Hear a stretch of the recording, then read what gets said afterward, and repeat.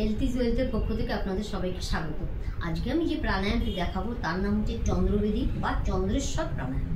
এই যে চন্দ্রবেদী প্রাণায়াম, এই প্রাণায়াম যদি আপনারা ঠিকঠাক করেন এবং যারা অভ্যাস করেন তাদের ক্ষেত্রেই আমি বলবো, অভ্যাস না করলে পরে তারা জিনিসটা বুঝতে পারবেন এবং তাদের ক্ষেত্রে এটা সম্ভব নয়।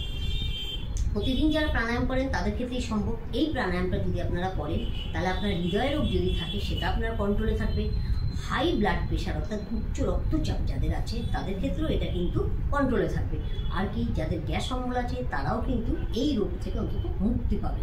আপনার টেনশন থাকবে না, আপনার মন খুব ঠান্ডা থাকবে এবং অস্থিরতা ভাব যে সেই জিনিসটা থাকবে না। কিন্তু এটা আপনারা কি করে করবেন সেটা আমি দেখাবো।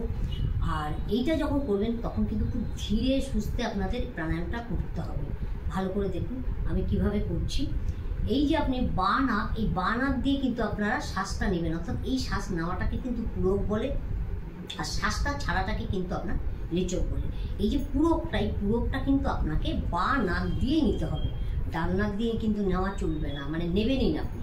বাঁ নাক দিয়ে নেবেন, ডান নাক দিয়ে ছাড়বেন, আবার বাঁ নাক দিয়ে নেবেন, ডান নাক দিয়ে ছাড়বেন। আপনার শরীরে যদি তাপমাত্রা বৃদ্ধি পায় তাতেও কিন্তু এই যে আপনার প্রাণায়ামটা, এই প্রাণায়ামে কিন্তু আপনার মুক্তি পাবেন। ভালো করে দেখুন আমি কিভাবে করছি, খুব ধীরে সুস্থে আপনি এই প্রাণায়াম করবেন। দেখে নিন আমি কিভাবে করছি ভালো করে।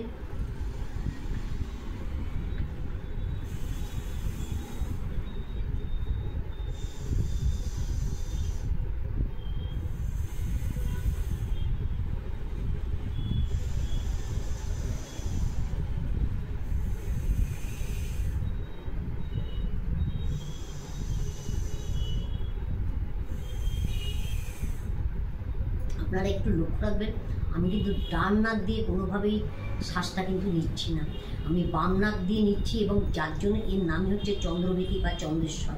অর্থাৎ আপনি বাঁ নাক দিয়ে নেবেন, ডান নাক দিয়ে আপনারা ছাড়বেন।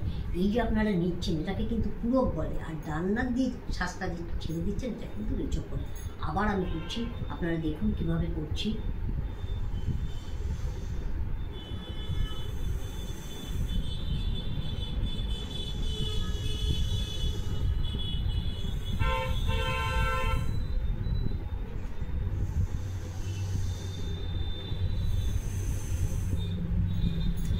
এইভাবে আপনারা কিন্তু প্রাণায়ামটা করবেন।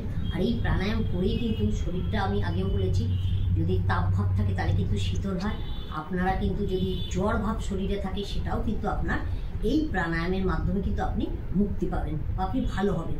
আর একটা জিনিস, এই যে কোনো প্রাণায়াম করেই কিন্তু আপনারা সঙ্গে সঙ্গে কখনো চান করতে যাবেন না বা খাবেনও না। অন্তত এই প্রাণায়াম করার পরে অন্তত 20 মিনিট পর যখন আপনার শরীরের তাপমাত্রাটা নর্মালে আসবে তখন কিন্তু আপনি চান করতে যাবেন এবং আপনি খাবেন। আজকে আমি এখানেই রাখছি। আপনারা আমার পাশে থাকবেন, লাইক করবেন, সাবস্ক্রাইব করবেন, শেয়ার করতে ভুলবেন না। নমস্কার।